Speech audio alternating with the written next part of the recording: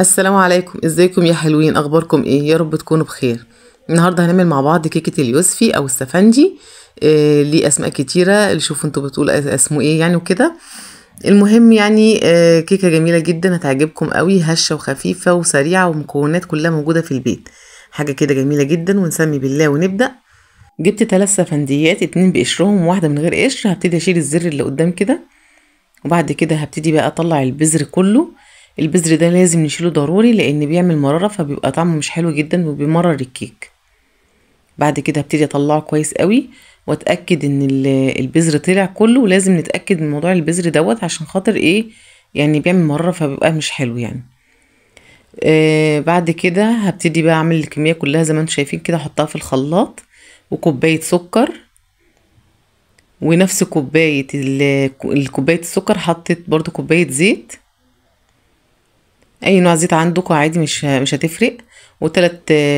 تلات بيضات بدرجة حرارة المطبخ عادي، هبتدي انزل عليهم كده بالشكل دوت. وبعد كده كيس فانيليا،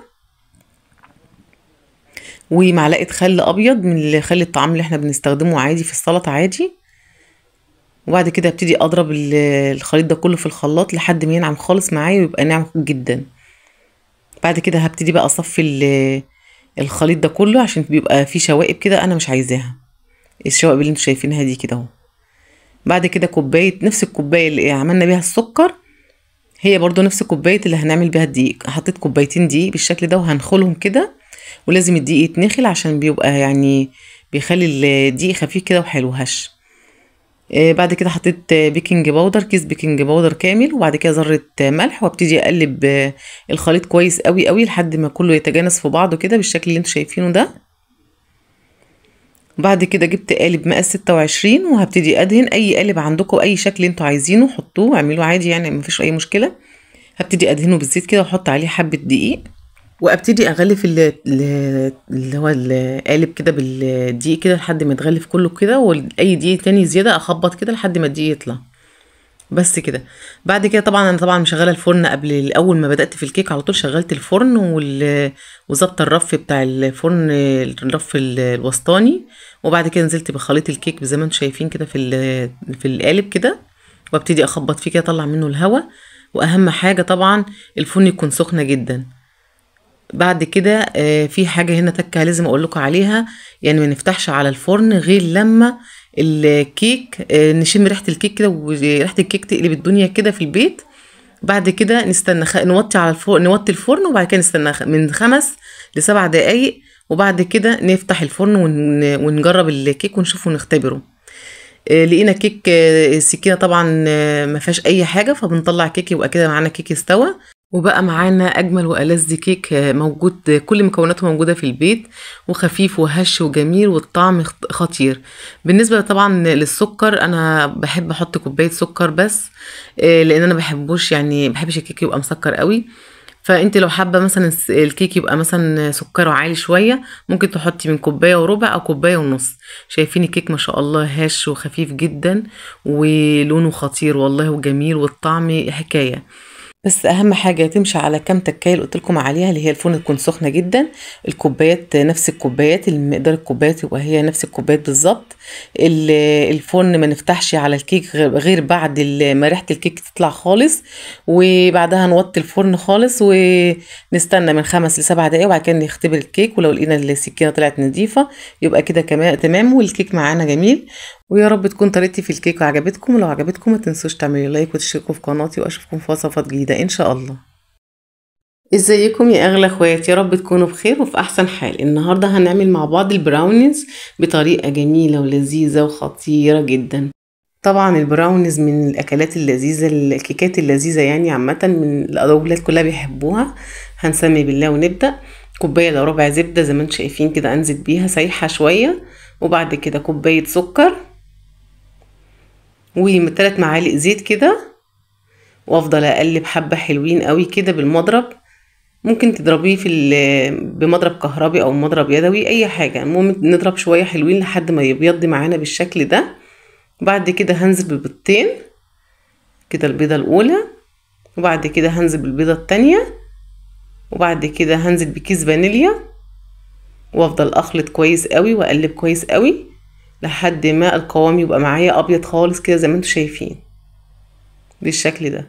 بعد كده هنزل بكوبايه دقيق، كوبايه الا ربع بالظبط دقيق، ومعلقتين كاكاو خام، بس اهم حاجه يكون الكاكاو يعني نوع كويس. بعد كده معلقه نسكافيه وربع معلقه صغيره بيكنج باودر، ممكن تستغني عنها خالص لان هي مش بتحتاج يعني بيكنج باودر، اللي احنا مش هنعمل كيك، احنا بنعمل براونيز، فبتبقى يعني كبسه شويه كده، بتبقى كلها شوكولاته بالشكل دوت. كده عملت القوام كله معايا قالب شوكولاته 200 جرام بالشكل ده. هبتدي بقى كده اقطعه تقطيع عشوائي كده، كبير على صغير زي ما انتم شايفين كده.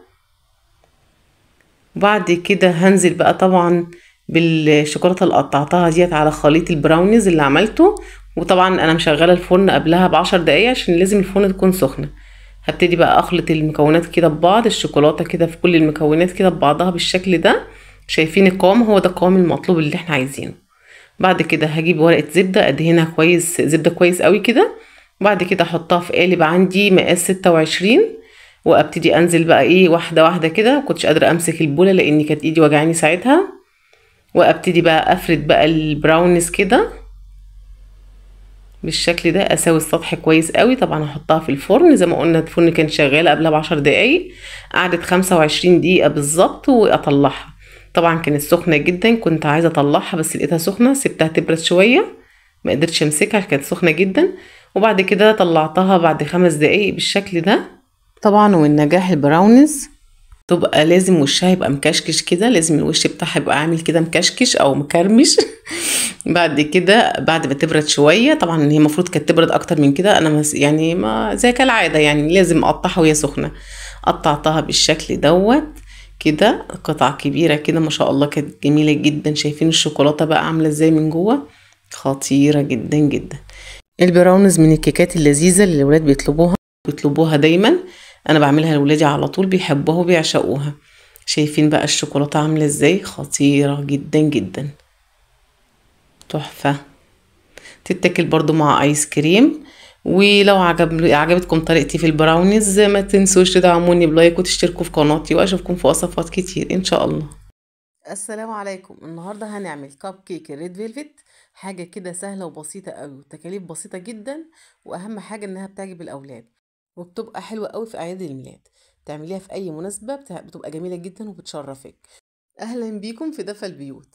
ونسمي بالله ونبدا. معايا 75 جرام زبده، يعني بقى معلقتين كبار زبده، هحطهم في الخلاط كده وافضل اضرب فيهم لحد ما ينعموا خالص بالشكل دوت.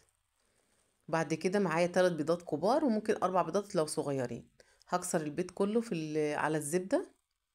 وبعد كده هفضل اضربهم شويه لحد ما ينعموا مع بعض. بعد كده هحط نص كوبايه ميه، مش هحط رايب ولا هحط زبادي ولا هحط لبن، هحط ميه. وبعد كده كيس فانيليا ومعلقه خل، وهضرب المكونات دي كلها في بعض كده لمدة 5 دقايق. ومعايا نص كيلو دقيق ريد فيلفت جاهز. وهنزل على الخليط بالتدريج كده حبة حبة لحد ما كله يبتدي يختلط ببعضه بالشكل اللي انتوا شايفينه ده. افضل احط كده لحد ما يفضل اضرب فيه لمدة 7 دقايق كده. ضربت فيه حوالي 7 دقايق لحد ما بقى القوام بتاعه بالشكل ده. وكده عندي بقى مظبوط. هجيب قالب الكب كيك كده، وهبتدي ارص عليه اوراق الكب كيك كده بالشكل دوت. وهبتدي بقى ايه احطه، بس مش هامله الكب كيك كله، يعني مش هامله الورق كله، يعني نصه بالظبط زي ما انتم شايفين كده. وهحطه في الفرن. طبعا الفرن كانت سخنه قبلها يعني ب10 دقايق في الفرن الاوسط وكده، وسبتها حوالي 20 دقيقه. وكده هنعمل الكريم جانتيه، عبارة عن 3 معالق كريم جانتيه خام، ومعلقتين سكر بودر، ومعلقتين لبن بودر أو حليب بودر، ونص كوباية لبن أو حليب ساقع خالص. أفضل أضرب فيهم لمدة 5 دقايق أو 10 دقايق لحد ما بقى عندي بالقوام ده. شايفين الكريم جانتيه عامل ازاي؟ يعني أما أمسكه كده أقلبه ما يتزحلقش ولا يقع مني ولا يبقى سايب خالص، يبقى زي ما انتوا شايفينه كده. طبعا الكب كيك عندي كان بارد خالص، وكان برضو زاد حبة يعني خليط من الكب كيك وكده، فعملته قالب صغير زي ما انتم شايفين كده. وهبتدي بقى امسك القالب الصغنطوطي ده اللي انا عملته، هقطعه كده وهعمله قطعتين جاتو زي ما انتوا شايفين كده. هقشر الوش ده، انا مش عايزاه، قشرته كده عشان بيبقى مش حلو يعني، بيبقى فيه زفارة شوية، عشان يعني منع عن اي زفارة بتاعت البيض والكلام ده. بس هو طبعا البيض مفيهوش زفارة لان انا حطيت خل، والخل بيمنع الزفارة على طول يعني. بعد كده مسكته سويته زي ما انتوا شايفين كده، وقطعته بالشكل اللي انتوا شايفينه كده قد قطعة الجاتوه. طبعا ما قستش، هي نظرية كده، انا قطعت نظري كده. بعد كده جبت الكريم جانتيه حطيته في القمع زي ما انتوا شايفين كده، وهبتدي بقى ايه، احط الكريم جانتيه. طبعا ده جاتوه، مش هنحط لا لبن ولا سيرب ولا اي حاجة في الجاتوه، بالشكل دوت. وهبتدي اسويه كده، يعني انا حاولت ازينه على قد ما اقدر، يعني كل واحد بقى على حسب ما بيعرف يزين بالشكل ده. برضو الكريم الكب كيك سوري، همسكه برضو اعمله زي ما انتم شايفين كده، احط الكريم جانتيه كده على الوش بالشكل ده، وهعمل الكمية كلها واجيلكم. بعد ما عملت الكمية كلها كده بالشكل ده، هبتدي بقى زينها. انت بقى عليكي تزيني اي حاجة، اي تزيين انت عايزاه حباه، هتزينيه براحتك خالص.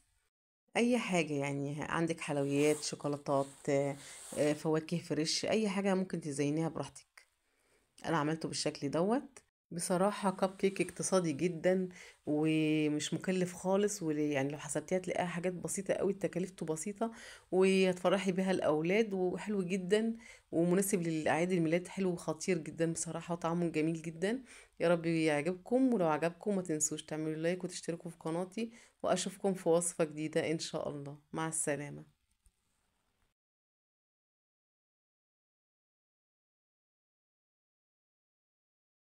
السلام عليكم. النهارده هنعمل الكيكه التركي او التريليتشا او القشطوطه زي ما بنقول عندنا في مصر. حاجه كده سهله وبسيطه وطعمها خفيف قوي، بجد تستاهل التجربه. اهلا بيكم في دفا البيوت. نسمي بالله ونبدا. نص كوبايه زيت، وكوبايه الا ربع لبن، ونص كوبايه سكر، كيسين فانيليا، واتنين بيضه بدرجه حراره المطبخ. والمفروض نحط معلقه خل، لان حطيت خل بس ما اتصورتش. واقعد اقلب كويس فيهم، واقعد اقلب فيهم كويس لحد ما المكونات كلها تمتزج في بعض. بعد كده انزل بالدقيق بالتدريج، اقعد اقلب واحده واحده كده، احط حبه حبه لحد ما اخلص بقيه الكميه. انا حطيت مج كبير كله، وبعد كده حطيت معلقه ونص بيكنج باودر، واقلبهم كويس قوي. وبعد كده اجيب قالب وادهنه حبه زيت، وانزل بقى بالخليط كله. اللبن كان دافي على فكره. بس كده جبت كوبايتين لبن، يعني يبقى من نص لتر لبن. 3 معالق دقيق بودر، معلقتين سكر بودرة، ومعلقتين كريم جانتيه. اللبن ساقع طبعا، وهتضربهم في بعض كويس قوي. وبعد كده طلعت الكيكة، اختبرتها لقيتها كويسة وما فيهاش اي حاجة، والسكينة نظيفة. قعدت اخرم فيها شوية كده عشان خاطر لما احط الخليط اللي انا لسه عاملاه دلوقتي تشربها كلها. كده نزلت الخلطة اللي انا عملتها، اللي هو اللبن او الحليب اللي انا عملته، وهزقي بيه الكيكة كلها. بعد كده هجيب كيس ونص كريم جانتيه، ونص لبن، نص كوباية لبن ساقع، وافضل اضرب فيهم لحد ما يتعمل معايا ويتقل خالص، يبقى كريم جانتيه. ما حطيتش سكر لان هو ده الكيس جاهز، يعني مش محتاج سكر. طلعت الكيكة من التلاجة، وبعد كده حطيت الكريم جانتيه وسويتها بالشكل ده. وبعد كده احنا اصلا بنحبها بالمانجا، انا زوقتها بالمانجا، عملت نص بالمانجا، وحبيت اعمل بنص التاني بصوص الكراميل عشان هي اصلا مشهورة بالكراميل يعني. فسويتها كده، حطيت الكراميل، كان عندي كراميل جاهز، وحاولت على قد ما اقدر يعني اعملها لكم ازوقها لكم بالطريقة اللي هي المعتادة بتاعتها. وبقت بالشكل دوت بجد جميلة جدا وحلوة قوي وخفيفة، وصراحة تستاهل التجربة، ويا رب تكون عجبتكم. هي المفروض بقى طبعا ان تتحط في التلاجة حوالي 4 ساعات 5 ساعات، او ممكن تقعد لتاني يوم، بس انا قطعتها بعدها ب10 دقايق بالظبط بعد ما عملتها، لان ولادي كانوا مستعجلين عليها جدا. فهي كانت المفروض تبقى ماسكة اكتر من كده شوية، لاني لسه معمولة من ربع ساعة، المفروض تقعد في التلاجة زي ما قلت لكم يعني من 4 ساعات لتاني يوم، يعني المفروض تقعد تاني يوم. بس بجد جميلة جدا وتستاهل التجربة وحلوة قوي قوي قوي، ويا رب تكون عجبتكم. ولو عجبتكم ما تنسوش تعملوا لي لايك وتشتركوا في قناتي. مع السلامة.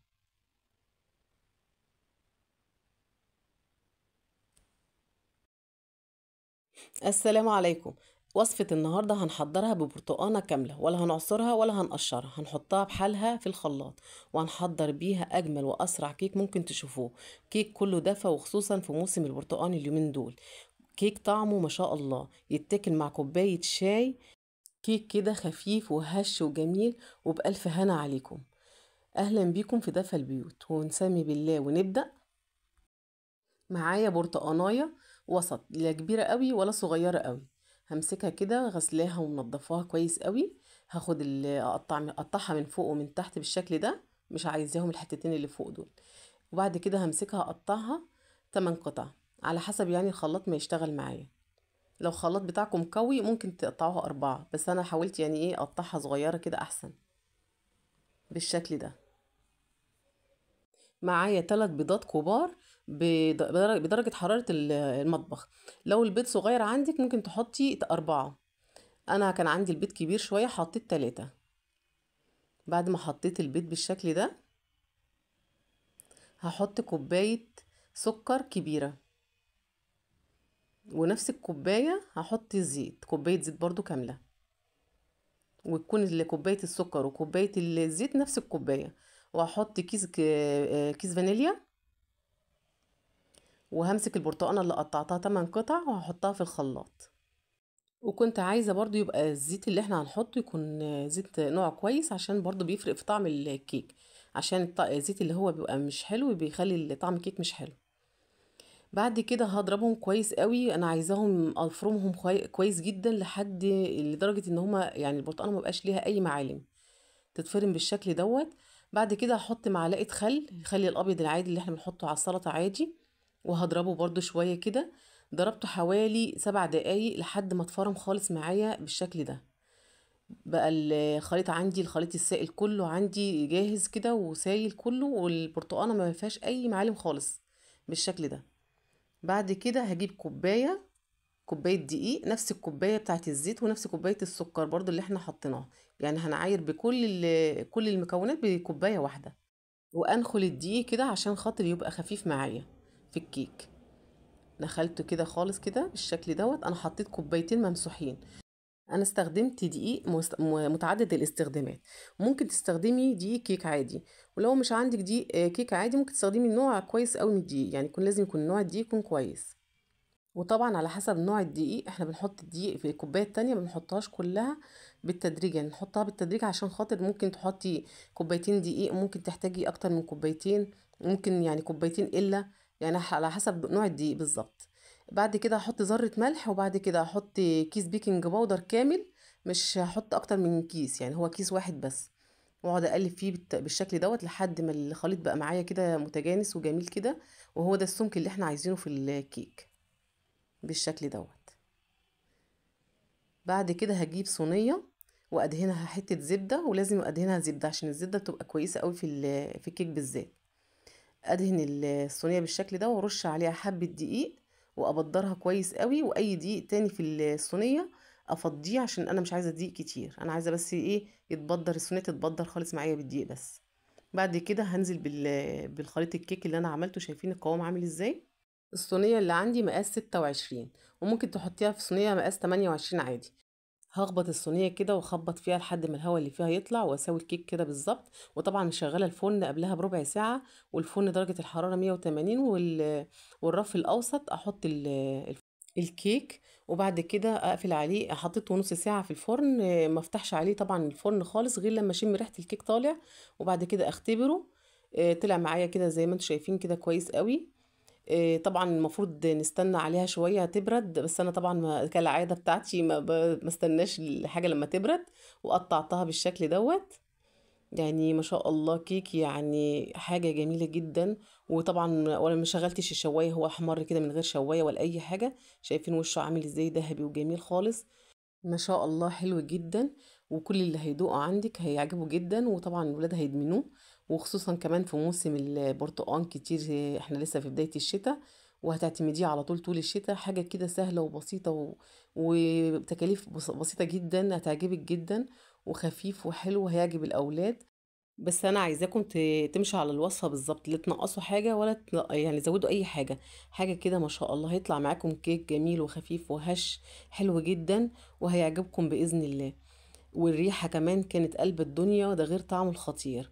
ولو عجبتكم وصفتي ما تنسوش تعملوا لي لايك وتشتركوا في قناتي. واشوفكم في وصفه جديده ان شاء الله. مع السلامه. السلام عليكم، ازيكم عاملين ايه؟ يا رب تكونوا بخير. النهاردة هنعمل سويس رول، حاجة كده لذيذة جدا وسهلة وخفيفة جدا. وأحلى حاجة فيها إن هي اقتصادية، تنفع لأي مناسبة، أعياد ميلاد، ممكن تحلوا بيها. حاجة كده جميلة قوي وسهلة وبسيطة. أهلا بكم في دفا البيوت. هنسمي بالله ونبدأ. معايا 3 بيضات هكسرهم بدرجة حرارة المطبخ عادي، كيس فانيليا، ونص كوباية مية اللي هي كوباية الشاي، ومعلقة صغيرة خل الأبيض العادي، وربع يعني ذرة ملح صغيرة. وهفضل اضرب فيهم كده كويس قوي لحد ما يبقوا عاملين فوم كده كبير. معايا ربع كيلو دي سبونج، هنزل عليه على البيض يعني بعد ما ضربته، وافضل اضرب فيه خالص كده لحد ما يبتدي يعمل فوم كبير خالص كده زي ما انتم شايفين.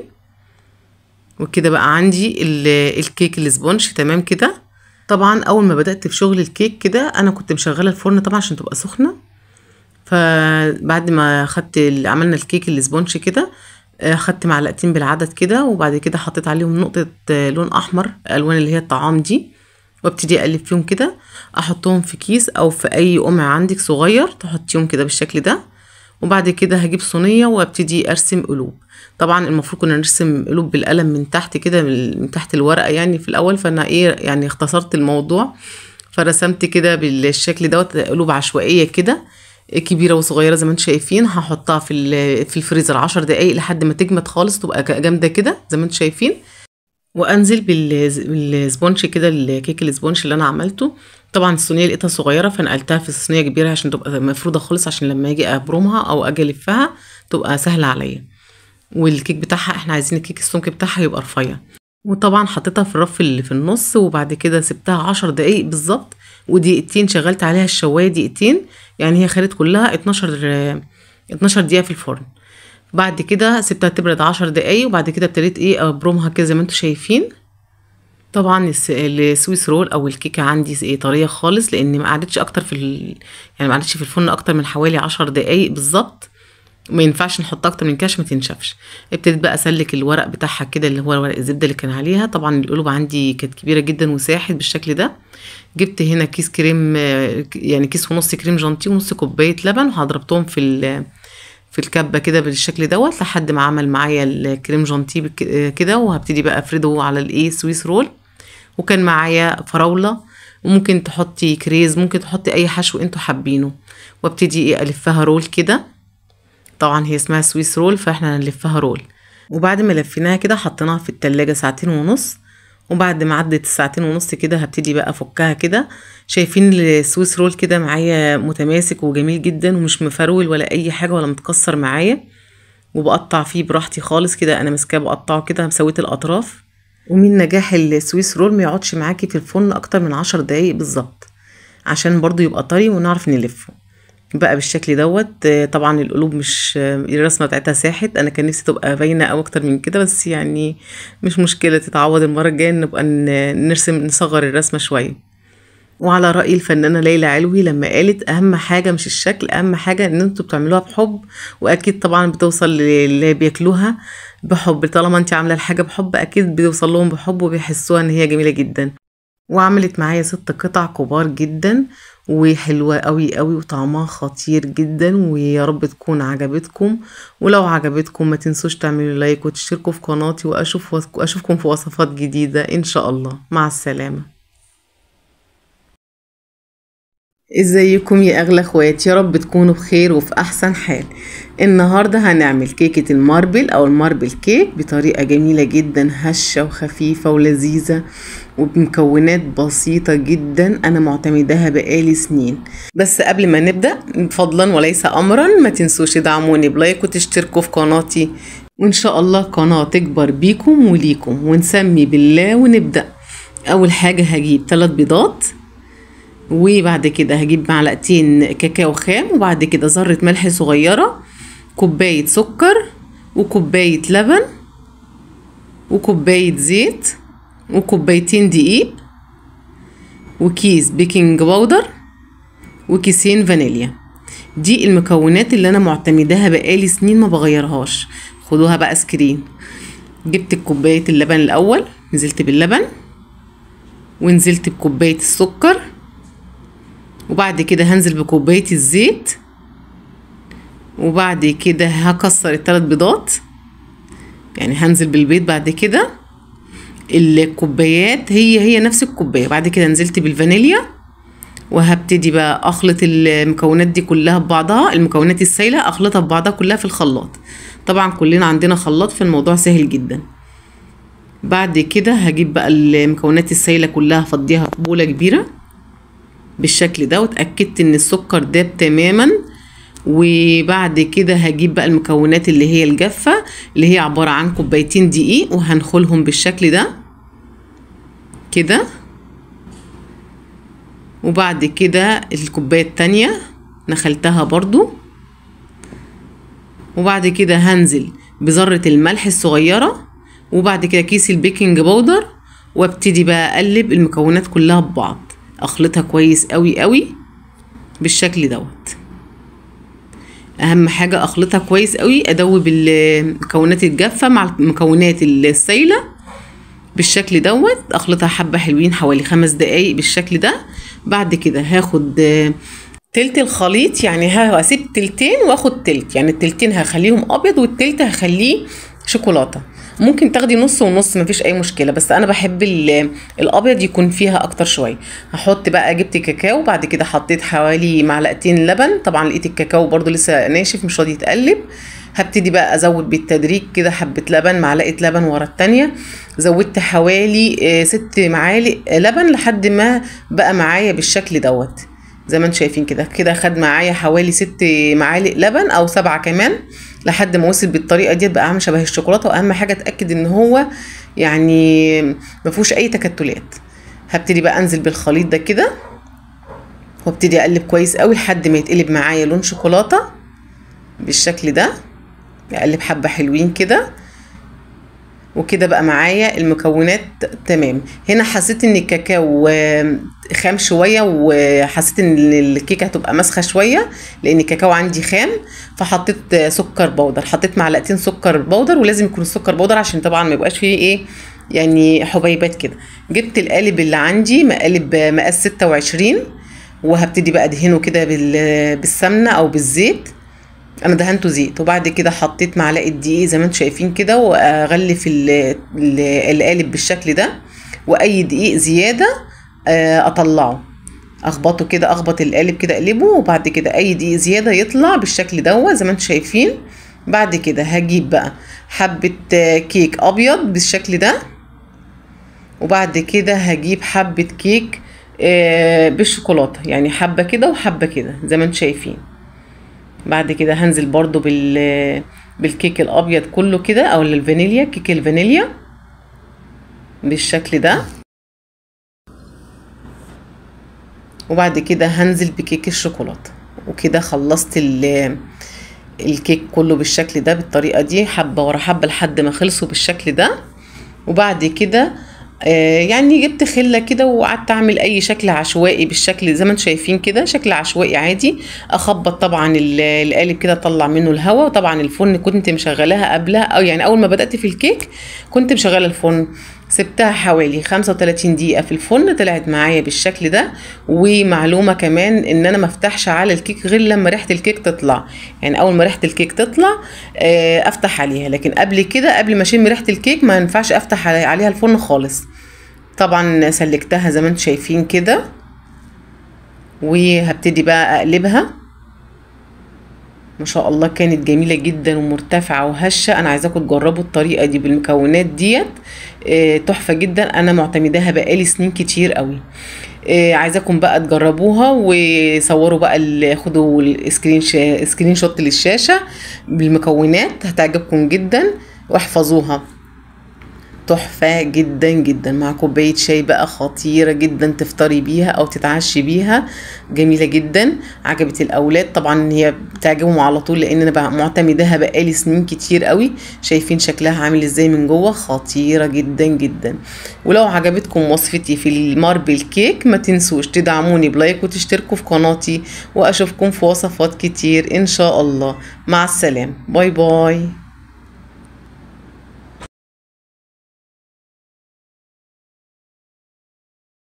ازيكم يا اغلى اخوات، يا رب تكونوا بخير وفي احسن حال.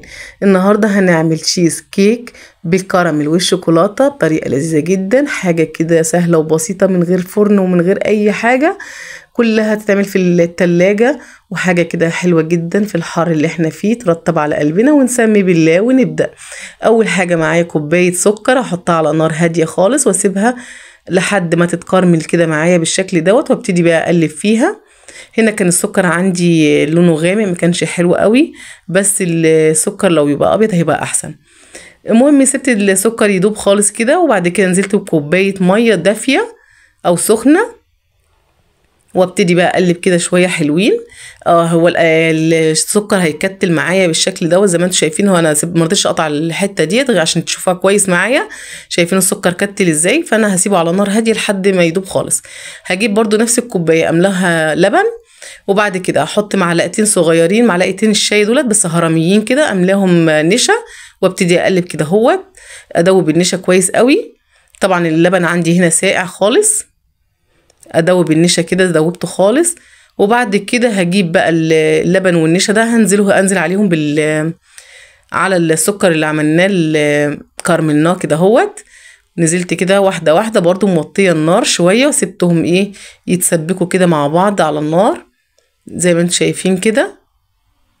ده طريقه الكراميل جميله جدا. شوف اول ما عمل فقاقيع بالشكل ده نزلت بمعلقتين زبده كبار كده هوت، وابتدي برضو اقلب كده حبه حلوين كده هوت، يعني 5 دقايق تاني بعد ما حطيت الزبده.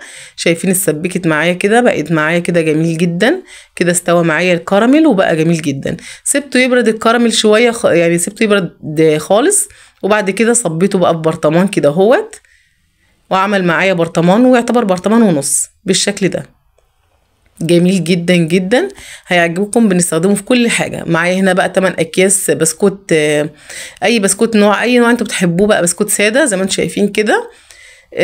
حطيتهم بقى في الكبه، وبعد كده حطيت عليهم معلقه قرفه، وفرمتهم مع بعض كده. معلقه القرفه هنا هو بتدينا طعم البسكوت اللي هو اللوتس بالشكل ده، نعمته خالص. وبعد كده جبت ربع كوبايه زبده سايحه ونزلت عليهم كده، وقعدت اقلب كويس حبه حلوين كده لحد ما اغلف الزبده بالبسكوت. اقعد اقلب حبه حلوين كده لحد ما بص عمل معايا بالشكل ازاي كده. جبت بقى اي صينيه موجوده عندك تحطيها كده، وتحطي بقى البسكوت كده. واهم حاجه بقى المرحله دي نضغط كويس جدا على البسكوت عشان يعمل طبقه كلها مع بعض كده. واساوي سطح البسكوت بالشكل اللي انتوا شايفينه ده كده، بيبقى سوا واحد كله، واحطه بقى في التلاجة عشان نعمل المرحله التانية. بعد كده هو حطيته بقى طبعا في التلاجة وسبته. بعد كده معايا كيسين كريم جانتيه بالشكل دوت، حطيتهم برضو في الكبة كده هوت. وبعد كده كوباية لبن مليانة، كوباية شاي مليانة لبن. وبعد كده نزلت عليهم بقى قعدت يعني اخفقهم كده مع بعض بالشكل ده. يعني قعدوا حوالي 5 دقايق، وصلوا معايا المرحلة دي. بعد كده نزلت بالكراميل اللي انا عملته. الاول حطيت نص برطمان، وبعد كده حطيت نص برطمان تاني، يعني حطيت برطمان كامل من يعني قد مثلا كوبايه كبيره كريم كراميل من اللي احنا عملناه، كوبايه كبيره كده مليانه كراميل. نزلت على الكريم جانتيه ادانا الشكل دوت كده اهوت. ضربته برده 5 دقايق تاني برده، وصل معايا بقى بالمرحله دي كده اهو، تحفه، طعمه جميل جدا. انزل بقى، طلعت الصينيه بقى من التلاجة، وبعد كده هنزل بقى بالكريم جانتيه والكراميل اللي احنا عملناه. بص بقى انا بفرده ازاي، يعني بخبطه كده بيتفرد خالص. ابتدي بقى كده امسك الاسباتيلا اللي معايا، وبعد كده ايه ابتدي بقى ايه اساوي السطح كده. اهم حاجه السطح يكون سوا بعضه، يعني على قد ما تقدري تساوي السطح كويس. الحالة دوت يعني سهل جدا وبسيط وسريع ومش مكلف خالص. بالشكل ده هغطيه، وبعد كده هحطه في الفريزر حوالي ساعة لحد ما نعمل يعني لحد ما يتجمد شوية. نسيبه ساعة، هو المفروض يقعد فترة أكتر من كده بس احنا بقى مستعجلين شوية عليه. فجبت بقية الكراميل بالشكل دوت. بعد كده جبت معلقتين شوكولاتة من اللي هي النوتيلا كده. حطيت الكراميل على الشوكولاتة وقعدت أقلب بالشكل دوت كده. دي الطبقة التالتة اللي هنعملها للتشيز كيك. بعد ما قلبتهم ووصلوا معايا بالشكل ده، هطلع بقى الصينية. كانت عندي بقى الطبقة التانية جمدت شوية كده، وبعد كده هنزل بقى بالطبقة التالتة كده هوت اللي هي الشوكولاتة والكراميل مع بعض، ابتدي بقى افردهم كويس قوي كده. اي مكان كده مش متغطي بالشوكولاتة اغطيه كده. بقى نزلنا الشوكولاتة كلها، مخليناش اي حاجة في الطبق. سويت السطح طبعا الطبقة التالتة، وبعد كده برضو هغطيه تاني كده بالكيس وهحطه في التلاجة. المفروض يتحط في التلاجة من 3 ل4 ساعات، بس انا صراحة سبته ساعة واحدة بس. فهنبتدي بقى نفتح كده عليه ونشوفه. هو كان لسه طري، كان عايز يقعد شوية تاني، بس لما قعد في التلاجة كان خطير جدا جدا، وخصوصا لما قعد لتاني يوم كان طعمه جميل جدا. وكان طبعا متماسك اكتر من كده، وشكله تحفة وروعة. وصراحة يعني حالة سهل وبسيط وسريع، ومش محتاج فرن بقى ولا حر ولا اي حاجة. يرطب على قلبكم في الصيف كده، جميل جدا ومش مكلف خالص. وطبعا زينت الوش بتاعه كده بالشوكولاتة البيضة، بس اللقطة ديت ما اتصورش. انا كنت فاكرة ان انا بصورها بس ما اتصورتش. وبكده نكون وصلنا لآخر الفيديو. ولو عجبتكم وصفتي ما تنسوش تدعموني بلايك وتشتركوا في قناتي، وأشوفكم في وصفات كتير إن شاء الله. مع السلامة.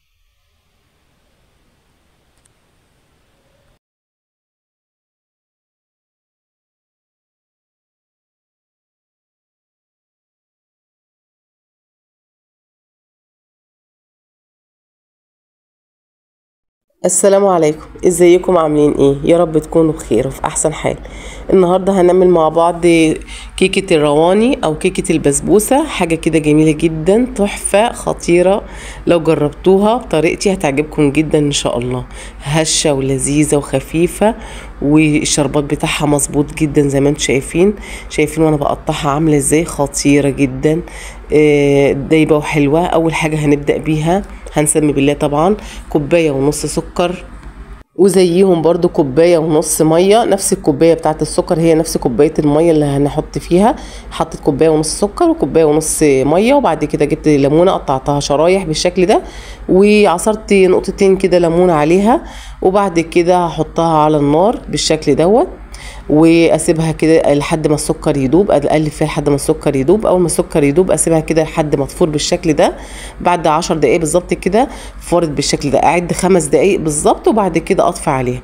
بعد ب5 دقايق طفيت عليها كده السيرب يعني او الشربات اتظبط معايا كده وبقى جاهز كده. بقى هندخل بقى على المكونات بتاعت الكيكه. هنبدا بالمكونات السائله الاول: 4 بيضات، وكيسين فانيليا، وكوبايه سكر، وكوبايه زبادي، وكوبايه نص كوبايه زبده على نص كوبايه زيت، يعني نص كوبايه زبده ونص كوبايه زيت.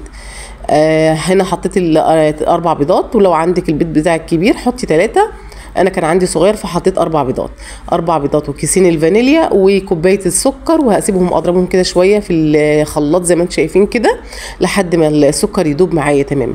بعد كده نزلت بنص كوبايه زيت ونص كوبايه الزبده، يعني كوبايه زبده على زيت على بعضها، وكوبايه زبادي. هي نفس الكوبايه اللي بنعاير بيها، يعني موحده. الكوبايه لازم تكون موحده، ما نحطش كوبايه صغيره وكوبايه كبيره.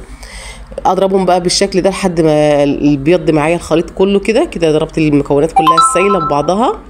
فضيت المكونات كلها السايله في البوله، وبعد كده جبت نفس الكوبايه اللي قست بيها الزبده والسكر والزبادي، هي نفس الكوبايه برضو، كوبايه دقيق نخلتها بالشكل ده، دقيق عادي متعدد من الاستخدامات. وبعد كده برضو نفس الكوبايه، كوبايه دقيق بسبوسه، وكيس بيكنج باودر، وذره ملح. يعني انا بس بنبه عليكم، الكوبايه هي اللي بنعمل بيها السمنه، بنعمل بيها الزبادي، بنعمل بيها الدقيق العادي، دقيق البسبوسه، هي نفس الكوبايه. هبتدي بقى اخلط المكونات كلها الجافه بقى في المكونات السايله مع بعض كده بالشكل ده، واهم حاجه اخلطها كويس قوي، واعمل من فوق من تحت كده زي ما انتم شايفين، اقلبها كويس عشان ما يبقاش في اي دقيق مستخبي. بعد كده جبت صينيه مقاس 26 ودهنتها زبده، وفضيت الخليط كله، طبعا مشغله الفرن قبلها ب10 دقايق، وظبط الرف الوسطاني، ودرجه الحراره بتاعه الفرن حوالي 200 بالظبط. بعد كده اخبطها شويه كده، اطلع منها الهواء، وبعد كده ادخلها في الفرن واسيبها في الفرن حوالي 40 دقيقه بالظبط. هي اخدت معايا 40 دقيقه، او على حسب درجه الحراره بتاعه الفرن بتاعتكم، ممكن تاخد 35 دقيقه او 5 او 40 دقيقه بالظبط. هي خدت معايا 40 دقيقه، طلعتها بالشكل دوت. اختبرتها طبعا بالسكينه، شايفين السكينه طالعه نظيفه ازاي وكويسه جدا. كده بقت الكيكه عندي ما شاء الله جاهزه. سبتها هتهدى 5 دقايق، وبعد ما سبتها تهدى 5 دقايق طبعا كان الشربات عندي هنا دافي خالص زي رضعة البيبي كده. نزلت بقى بالشربات او السيرب بتاعي كله كده. ما تخافوش، الكميه مظبوطه جدا، مش كتيره ولا حاجه، هي كيكه هتشربها. الكيكه بتطلع ناشفه شويه لان طبعا فيها دقيق بسبوسه، فبتطلع ناشفه شويه، فلما بنيجي نحط عليها الشربات بتطرى وبتنفش تاني. فسبتها بقى تهدى كده بعد نص ساعه كده، وابتديت بقى اقطعها بالشكل دوت. هي المفروض تقعد اكتر من نص ساعه، انا سبتها نص ساعه صراحه.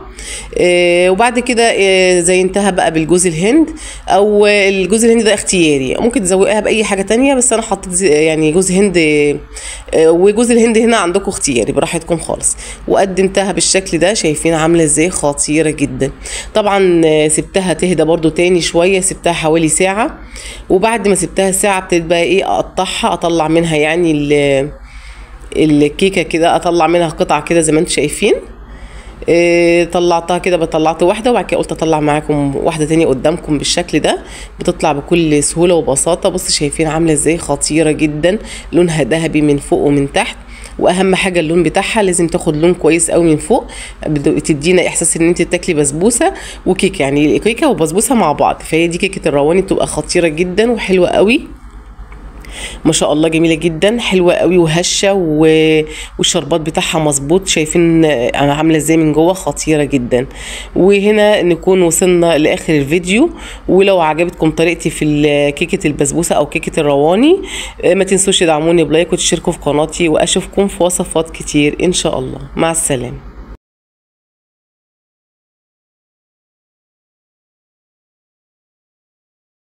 السلام عليكم، ازيكم عاملين ايه؟ يا رب تكونوا بخير وفي احسن حال. النهارده بقى هنعمل حاجه كده لذيذه جدا، هنعمل تشيز كيك. بقى طبعا عارفين التشيز كيك بيتعمل من غير فرن ولا يعني مكونات كتيره، حاجات كده سهله جدا وبسيطه وطعمه لذيذ جدا. واحلى حاجه فيه ان هو مش هنحتاج الفرن ولا هنولع بوتاجاز ولا اي حاجه. اول حاجه هنسمي بالله ونبدا. معايا علبه بسكوت كده، فضيتها كلها كده على بعضها، كان العلبه فيها 12 كيس.